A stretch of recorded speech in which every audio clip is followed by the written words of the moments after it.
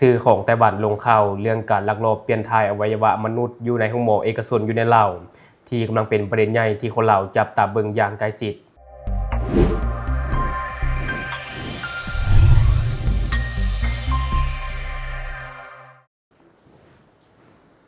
สวัสดีท่านผู้ชมยินดีต้อนรับเข้าสู่รายการ Talk the News และข่าวที่ทางรายการอยากจะนำเสนอในวันนี้ก็คือจะมาเว้าถึงประเด็นใหญ่ที่ว่ามีสื่อไต้หวันได้ลงข่าวเกี่ยวกับการเปลี่ยนถ่ายอวัยวะมนุษย์อยู่ในห้องหมอเอกชนอยู่ในลาวตอนนี้ที่ว่ากำลังเป็นประเด็นใหญ่ที่คนลาวหลายคนจับตาเบิ่งอย่างใกล้ชิดซึ่งในล่าสุดท่านผู้ชมกระทรวงสาธารณสุขของลาวก็ได้สั่งโจ๊ะการดำเนินงานของห้องหมอดังกล่าวแล้วคนที่จุดประเด็นเรื่องนี้ก็คือโจเซฟอัครวงศ์อินฟูลาวในต่างประเทศที่จริงแล้วโจเซฟได้เปิดเรื่องนี้มาก่อนหน้านี้แล้วท่านผู้ชมซึ่งว่าก็เปิดในเดือนก่อนๆเนาะแต่วันในตอนนั้นคนก็ยังบ่ทันเชื่อเรื่องก็เลยเงียบหายไปและก็ได้มีการออกมาเปิดเผยข้อมูลล่าสุดแต่ว่าคนก็ยังบ่เชื่อปานใดเนาะจนโจเซฟได้นำเอาภาพวิดีโอพร้อมลิงก์ข่าวจากแฟนเพจ The Reporter เนาะซึ่งเป็นสำนักข่าวต้นเรื่องจากประเทศไต้หวันได้เผยแพร่เรื่องราวเกี่ยวกับห้องหมอ BLL ในเวลา 12 โมงของวันที่20เดือน7 2026ซึ่งระบุชัดเจนเกี่ยวกับห้องหมอ BLL อยู่ในลาวเนื้อในของโพสต์นั้นแปลเป็นภาษาลาวโดยระบุว่าค่าเปลี่ยนไตเริ่มต้น 150,000 ดอลลาร์สหรัฐนายหน้าจากจีนและไต้หวันร่วมกับแพทย์ชาวจีนสร้างเครือข่ายเปลี่ยนอวัยวะข้ามชาติแบบผิดกฎหมายภายในห้องหมอเอกชนแห่งหนึ่งในสปป.ลาวในช่วงต้นฤดูร้อนของปีนี้ผู้สื่อข่าวจากสำนักข่าว The Reporter ได้เดินทางไปนครหลวงเวียงจันทร์ครั้งที่2โดยสวมบทบาทเป็นญาติของผู้ป่วยที่กำลังรอท่าการเปลี่ยนมาภายหลังเพื่อสืบสวนเครือข่ายการเปลี่ยนอวัยวะข้ามชาติรายงานระบุว่านายหน้าชาวจีนและนายหน้าชาวไต้หวันได้นัดพบกับผู้สื่อข่าวห้องหมอมิตรภาพ150เตียง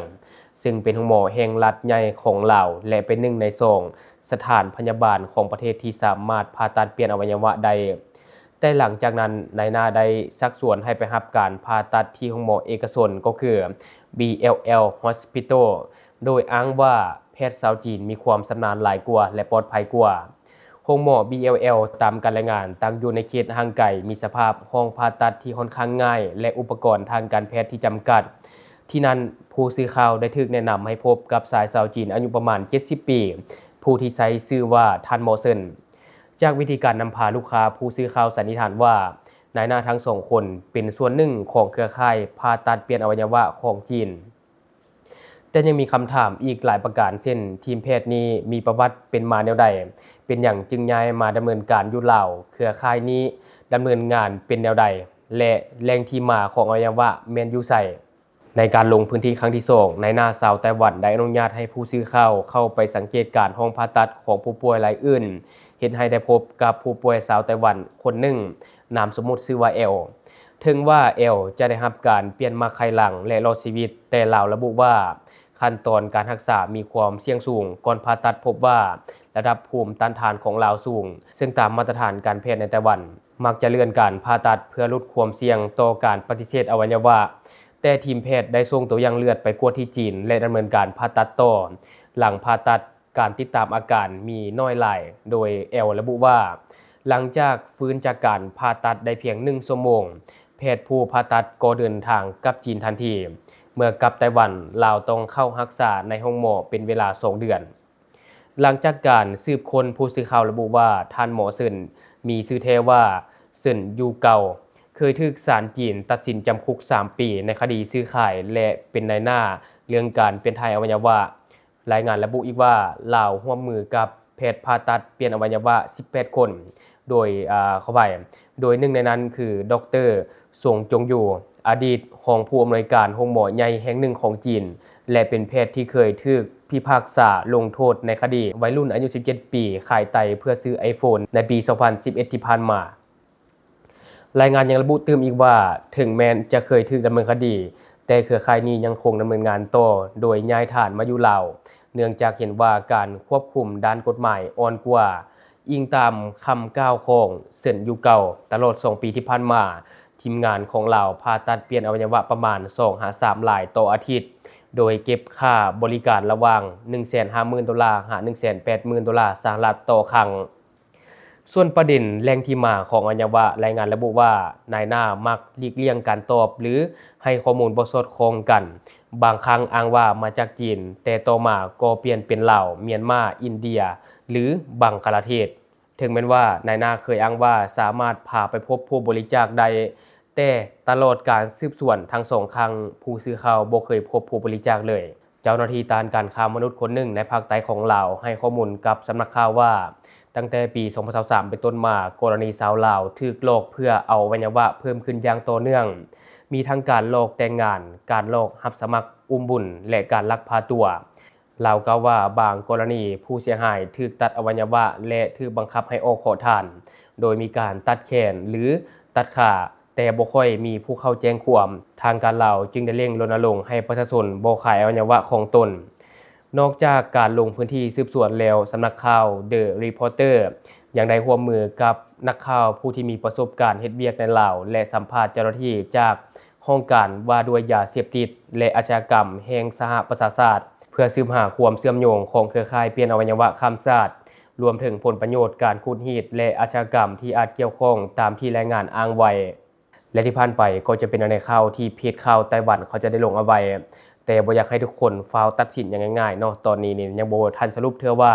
โรงหมอ BLL เขาถูกหรือผิดเพราะนี้เป็นเพียงข่าวที่มาจากฝ่ายเดียวตอนนี้ทาง BLL ยังบ่ได้ออกมาเคลื่อนไหวชี้แจงประเด็นนี้เทื่อฉะนั้นเนาะเพื่อความเป็นธรรมของเขาเจ้าคนเสพข่าวก็จะฟาวไปตัดสินและก็ฟังข่าวอย่างมีสติก่อนซึ่งเราก็ต้องยอมรับเลยว่าข่าวนี้ได้สร้างความสั่นสะเทือนไปทั่วสังคมลาวคนลาวกำลังติดตามอย่างใกล้ชิดเพื่อรับทราบความคืบหน้าว่าเรื่องนี้จริงแท้หรือบ่ถ้าเรื่องนี้ออกมาเป็นความจริงแปลว่าอวัยวะที่ได้มานั้นได้มาจากคนลาวอย่างแน่นอนท่านผู้ชมเนาะคำถามต่อไปคือได้มาจากไผได้มาโดยรูปแบบใดเต็มใจขายหรือลักลอบตัดจากคนไข้อันนี้จะเป็นประเด็นใหญ่ที่คนในสังคมก็ยังคงสงสัยต่อไปอีกซึ่งในตอนนี้กระทรวงสาธารณสุขก็ได้ออกเคลื่อนไหวแล้วท่านผู้ชมแปลว่าเรื่องนี้มีมูลอาจจะจริงหรืออาจจะบ่จริงก็ได้ฉะนั้นเนาะต้องรอท่าการตรวจสอบของทางการก่อนซึ่งก่อนเสพข่าวเนาะช่วงนี้อยากให้ติดตามจากช่องทางการหรือว่าแหล่งข่าวที่เชื่อถือได้เท่านั้นท่านผู้ชมอย่าฟาวเสพข่าวแบบมั่วซั่วแล้วก็ไปวิพากษ์วิจารณ์เนาะติดตามข่าวจากทางการจะดีที่สุดเพื่อข้อมูลที่มันถูกต้องและชัดเจนและบัดนี้เรามาเบิ่งว่าการเปลี่ยนถ่ายอวัยวะมนุษย์ผิดกฎหมายหรือบ่และสามารถเฮ็ดได้ในกรณีใดแด่ซึ่งว่าการเปลี่ยนถ่ายอวัยวะมนุษย์นี้มีทั้งถูกกฎหมายและผิดกฎหมายซึ่งทั่วโลกเฮ็ดคือกันทั้งหมดท่านผู้ชมการเปลี่ยนถ่ายอวัยวะที่ถูกกฎหมายมันก็1เนาะผู้บริจาคให้ความยินยอมด้วยความสมัครใจผู้บริจาคจะยังมีชีวิตหรือเสียชีวิตก็ได้ส่วนใหญ่จะเฮ็ดเอกสารยินยอมบริจาคล่วงหน้า2จะต้องบ่มีการซื้อขายหรือรับเงินตอบแทนสำหรับอวัยวะตัวอย่างพ่อแม่ให้ลูกหรือลูกให้พ่อแม่เป็นการยื้อชีวิตกันในครอบครัวพอการให้แก่คนอื่นมีความเสี่ยงที่อวัยวะจะบ่เข้ากันสูง3จะต้องดำเนินการโดยโรงหมอและทีมแพทย์ที่ได้รับอนุญาตคนที่จะทำการเปลี่ยนต้องแม่นแพทย์หมอที่เชี่ยวชาญเฉพาะด้านเพราะต้องผ่านการประเมินการทดสอบเพราะมันบ่ได้แปลว่าทุกอวัยวะจะเข้าได้กับทุกคนรวมทั้งสถานที่ต้องได้มาตรฐานทั้งห้องผ่าตัดและเครื่องมือใช้ในการเปลี่ยนถ่าย4ปฏิบัติตามกฎหมายและจรรยาบรรณทางการแพทย์การดำเนินการทุกอย่างต้องเป็นไปตามระเบียบกฎหมายและขั้นตอนทางการแพทย์เท่านั้นท่านหมอบ่สามารถเฮ็ดตามอำเภอใจได้อันนี้จะเป็นการเปลี่ยนถ่ายอวัยวะที่ถูกต้องตามกฎหมายในส่วนของการเปลี่ยนถ่ายอวัยวะที่ผิดกฎหมาย1การซื้อขายอวัยวะหวังกำไรนี่เป็นการค้ามนุษย์หรือชิ้นส่วนมนุษย์อย่างชัดเจนซึ่งเป็นสิ่งที่ผิดกฎหมายและทั่วโลกกำลังให้ความสำคัญและพยายามต้านให้ได้หลายที่สุดเพราะมันมีแนวโน้มสูงสำหรับผู้ต้องการเปลี่ยนถ่ายอวัยวะเพื่อต่ออายุ2มีนายหน้าเก็บค่านายหน้าหรือจัดหาผู้บริจาคการค้าอวัยวะมนุษย์แม่นการเฮ็ดเป็นขบวนการซึ่งมักจะประกอบมีนายหน้าเฮ็ดหน้าที่ในการจัดหาคนที่ต้องการขายอวัยวะส่วนใหญ่แม่นกลุ่มคนยากจนที่ตกเป็นเหยื่อและผู้ร่วมขบวนการสำคัญและขาดบ่ได้ก็คือหมอผู้ผ่าตัด3ลักลอบนำอวัยวะข้ามชาติตอนนี้ถือว่ากำลังระบาดหนักเพราะกฎหมายของหลายประเทศมีความเด็ดขาดลงโทษหนักสูงถึงประหารชีวิตฉะนั้นการเคลื่อนย้ายอวัยวะไปเปลี่ยนที่ประเทศอื่นใกล้เคียงจึงเป็นทางเลือกที่ดีกว่า4บังคับหลอกลวงหรือค้ามนุษย์เพื่อเอาอวัยวะวิธีการแบบนี้ก็บ่พบเห็นหลายที่เกิดขึ้นตามข่าวเนาะ เหยื่อส่วนใหญ่จะเป็นถูกหลอกลวงมาเฮ็ดเวียกอย่างอื่นแต่เป้าหมายหลักแม่นการเอาอวัยวะขายต่อเพราะอวัยวะมนุษย์1ชิ้นมีราคาที่สูงหลายท่านผู้ชมและข้อสุดท้ายก็คือการผ่าตัดในสถานที่บ่ได้รับอนุญาตหรือบ่ปฏิบัติตามกฎหมายโดยปกติแล้วสถานที่จะเปลี่ยนถ่ายอวัยวะใดมีเพียงโรงหมอใหญ่ระดับประเทศเนาะส่วนใหญ่จะเป็นของรัฐเพราะมาตรฐานคุมเข้มกว่าสอดคล้องกับระเบียบกฎหมายและมีเชี่ยวชาญระดับสูงและวันนี้เรามาเบิ่งท่านผู้ชมอวัยวะที่สามารถเปลี่ยนถ่ายได้ในปัจจุบันเนาะมีอย่างแด่